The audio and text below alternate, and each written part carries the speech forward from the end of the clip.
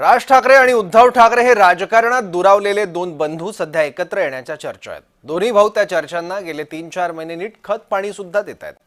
मराठीच्या मुद्द्यावर दोन्ही भाऊ एकत्र दिसले आणि मग कौटुंबिक भेटीगाठींच्या निमित्ताने या भेटीगाठींना भावनिक साथ चढला। पण राजकारण हे फक्त भावनांवर चालत नसतं, तर त्यात स्ट्रॅटेजी आणि टायमिंग असावं लागतं। त्यामुळे दोन्ही भावांनी एकत्र येण्याचं वातावरण तयार केलं। त्याच्या यथासांग चर्चा होतील याचीही काळजी घेतली, पण युतीची घोषणा काही केली नाहीये। राज ठाकरे मवियात येणार की फक्त उद्धव ठाकरेंसोबत राहणार? दोन्ही भावांची युती फक्त मुंबई महापालिकेपुरती की संपूर्ण राज्यासाठी, असे अनेक प्रश्न या दोघांच्या भेटीतून पुढे आले आहेत आणि त्याची उत्तरं दोघांनीही दिलेली नाहीयेत। पण त्याही पलीकडे या संभाव्य युतीतला आणखी एक महत्त्वाचा मुद्दा आहे आणि त्याचं नाव आहे काँग्रेस।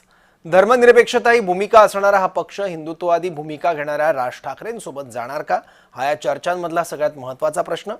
अर्थात 2019ला महाविकास आघाडी स्थापन झाली तेव्हाही शिवसेना काँग्रेस एकत्र येताना हा प्रश्न होताच, पण राज ठाकरेंना सोबत घेणं हे काँग्रेससाठी उद्धव ठाकरेंना सोबत घेण्याइतकं सोपं नसेल, कारण राज ठाकरेंची हिंदुत्वासोबतची हिंदी विरोधातली कडवट भूमिका। त्यामुळेच राज ठाकरे आणि काँग्रेस या नात्याबद्दल उत्सुकता जास्त आहे आणि त्यात राऊतांच्या वक्तव्यामुळे याबद्दलच्या वेगवेगळ्या चर्चाही सुरू झाल्यात। पाहूयात।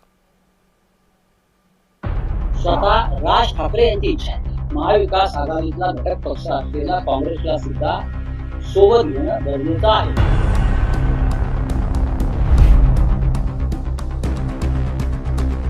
काँग्रेस आणि मनसे एकत्र येणार का, या प्रश्नाबाबत कालपर्यंत फक्त सस्पेन्स होता, पण संजय राऊतांच्या या वक्तव्यानं मात्र त्या सस्पेन्सचा अगदी पार गदारोळ करून टाकलाय। मनसे अध्यक्ष राज ठाकरे काल आपल्या कुटुंबासह मातोश्रीवर पोहोचले होते। त्या भेटीनंतर लगेचच राऊतांनी हे वक्तव्य केलं। स्वतः राज ठाकरे यांची इच्छा आहे की आपल्याला महाविकास आघाडीतला घटक पक्ष असलेला काँग्रेसला सुद्धा सोबत घेणं गरजेचं आहे, ही त्यांची एक भूमिका आहे। त्याचा अर्थ निर्णय नाही, मी परत बघा मी काय म्हणतोय, कारण प्रत्येकाचं या राज्यामध्ये एक स्थान आहे। राज ठाकरेंचं मत आणि भूमिका यात राऊतांनी फरक केला खरा, पण तो मनसेला काही रुचला नाही। त्यामुळंच राज ठाकरेंच्या शिलेदारांनी लगेचच राऊतांचं वक्तव्य फार खोडूनच काढलं। आमच्या पक्षाची भूमिका ही सन्माननीय राजसाहेब ठरवतात आणि सन्माननीय राजसाहेबच मांडतील आणि आमच्या पक्षाचे जे अधिकृत प्रवक्ते ते मांडतील, बाकी कोणी नाही। संजय राऊतांच्या या वक्तव्यामुळे काँग्रेस आणि राष्ट्रवादी काँग्रेसमध्येही खळबळ उडाली। एरवी राज उद्धव यांच्या भेटीगाठीवर फार न बोलणारे रोहित पवार आज मात्र राज ठाकरेंसाठी उत्सुक दिसले।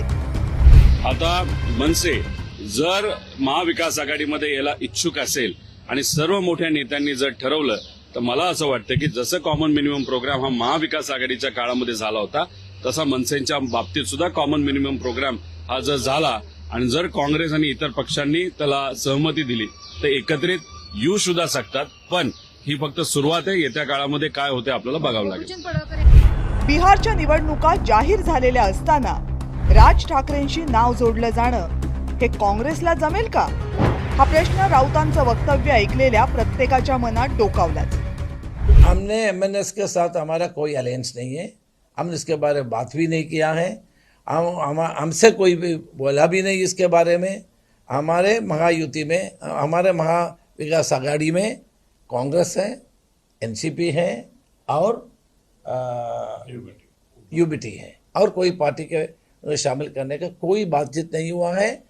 जो पेपर्स में जो रिपोर्ट आ रहे हैं उसमें हमारे से कोई मतलब नहीं। राज ठाकरे आणि उद्धव ठाकरे यांच्या भेटीगाठी वाढत असतानाही भाजपनं राज ठाकरेंच्या बाबतीतली आपली सावध भूमिका बदललेली नाहीये। पण राज ठाकरेंच्या बाबतीत शिवसेनेचे सूर मात्र बदललेत की काय, अशीही शंका यायला लागली।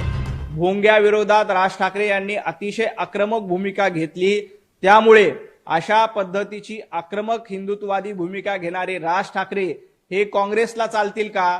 संजय राऊत जर का राज ठाकरे यांना काँग्रेसकडे घेऊन जाण्याचा प्रयत्न करत असतील, तर आधी उद्धवजी ठाकरे यांच्या उभाटा गटाला काँग्रेसच्या दावणीला बांधलं होतं, आता राज ठाकरे यांना काँग्रेसकडे घेऊन जाण्याचा प्रयत्न करत असतील, तर राज ठाकरे यांच्या पक्षाला संपवण्याची सुपारी देखील संजय राऊत यांनी घेतली का असा माझा सवाल आहे. गेल्या काही महिन्यात राज आणि उद्धव अनेकदा एकत्र आले, एकमेकांच्या घरी भेटीगाठी घेतल्यात, पण दोघांकडूनही अधिकृतपणे युतीची घोषणा काही झालेली नाही. त्यामुळे राज ठाकरे महाविकास आघाडीमध्ये येणार की फक्त उद्धव ठाकरेंसोबत येणार हा प्रश्न अजूनही कायम आहे. त्यामुळं संजय राऊत ही अशी वक्तव्य करून नेमकं काय साधू पाहतायत हा प्रश्न आहे. ब्युरो रिपोर्ट, जय महाराष्ट्र. आपण याचबद्दल बोलण्यासाठी प्रवीण पुरो यांच्याकडे जाऊयात, राजकीय विश्लेषक. प्रवीण सर, संजय राऊत यांनी केलेलं वक्तव्य हे फक्त दगड मारून बघणं होतं की त्याच्याकडे दुसऱ्या अँगलनं सुद्धा आपण बघायला हवं? एक स्पष्ट गोष्ट अशी आहे की मुंबई महानगरपालिकेचे बलाबल आपण जर पाहिले 2017च्या निवडणुकीतले, त्याच्यामध्ये मिळालेली मतं जी पाहिली आणि मतांची टक्केवारी पाहिली, तर या टक्केवारीमध्ये शिवसेनेला मिळालेली मतं जी होती ती 28% होती आणि त्यांची स्ट्रेंथ होती म्हणजे ती संख्या होती 84, आणि मनसेला मिळालेली जी काही मतं होती ती जवळपास 3% होती आणि त्यांचे उमेदवार निवडून आलेले उमेदवार होते 7. हे नंतर शिवसेनेमध्ये गेले आणि शिवसेनेची संख्या 91 झाली, ही खरी गोष्ट आहे. पण या दोन्ही पक्षांची तेव्हाची जर आपण टक्केवारी लक्षात घेतली तर ती 31% होती. ही 31% जे मतं आहेत ती इतर कुठल्याही पक्षांच्या पेक्षा निश्चितच अधिक होती. म्हणजे अगदी भारतीय जनता पक्षाचा आपण विचार केला तर भारतीय जनता पक्षाचे 82 उमेदवार निवडून आले होते आणि त्या पक्षाच्या मतांची टक्केवारी जी होती ती 27.8 इतकी होती.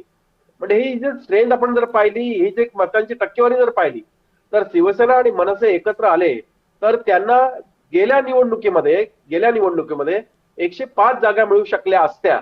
आता ही संख्या जी आहे, आता जर एकत्र आले तर ती संख्या, पूर्वीची संख्या निश्चितच वाढेल, हे उघड सत्य आहे. पण आता जर तेवढं जरी केलं तर मुंबई महानगरपालिकेच्या सत्तेमध्ये 114 जागा मिळाल्याशिवाय सत्ता काबीज करणं शक्य नाही. म्हणजे शिवसेना आणि मनसेलाही सत्ता मिळणार नाही, कारण त्यांना 114 जागा मिळाल्या पाहिजे. या परिस्थितीमध्ये मुंबईमध्ये एक कल्ली अशा मतं मिळवणारा पक्ष म्हणजे महाविकास आघाडीमधील घटक पक्ष काँग्रेस आहे. काँग्रेसने 31 जागा जिंकून या सगळ्या पक्षांना चकित केलं होतं. सगळे हे महाविकास आघाडीतले घटक पक्ष वेगवेगळे लढत असताना काँग्रेसने 31 जागा लढवल्या, 31 जागा जिंकून आणल्या. या जिंकून आणल्या जे उमेदवार जे आहेत ते जर शिवसेनेला आणि मनसेला जर मदत करू शकतील तर मुंबई महानगरपालिकेच्या आगामी सत्तेमध्ये शिवसेना, मनसे आणि काँग्रेस हे एकत्ररित्या सत्ता सांभाळू शकतील, अशी सगळी परिस्थिती आहे. हे सगळं पाहून आज मला असं वाटतंय की संजय राऊतांनी जो खडा टाकलाय तो हेच बघून काढ टाकलाय. आपण जरी एकत्र आलो, मनसे आणि शिवसेना जरी एकत्र आली तरी सत्ता मिळणं हे सहज शक्य नाही.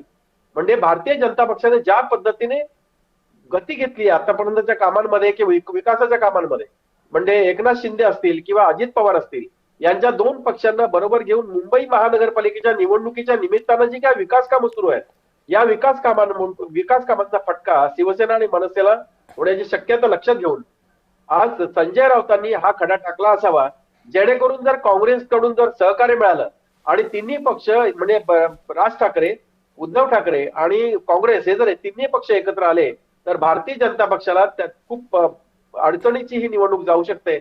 हे संजय राऊतांनी ताडील दिसतंय आणि त्याच्यातून त्यांनी आज खडा टाकलाय की तिन्ही पक्ष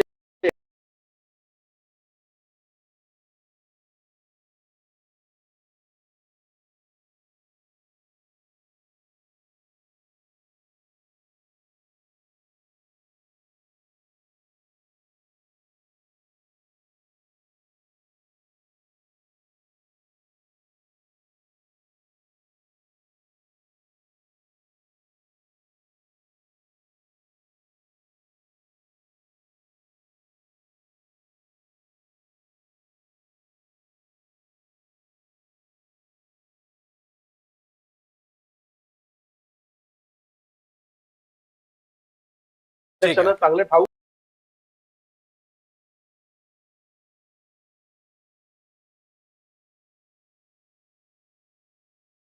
जर सत्ता मिळण्याची परिस्थिती आली तर आपण त्याला पाठिंबा देणार की नाही, असं कुठेही प्रदेशाध्यक्ष काँग्रेसच्या प्रदेशाध्यक्षांनी जाहीर केलं नाही. याचा अर्थ असा आहे की आज जरी ते नाही म्हणत असले तरीही आगामी काळामध्ये जर सत्तेची परिस्थिती आली तर काँग्रेस या दोन पक्षांना सहकार्य करणार नाही असं दिसत नाही.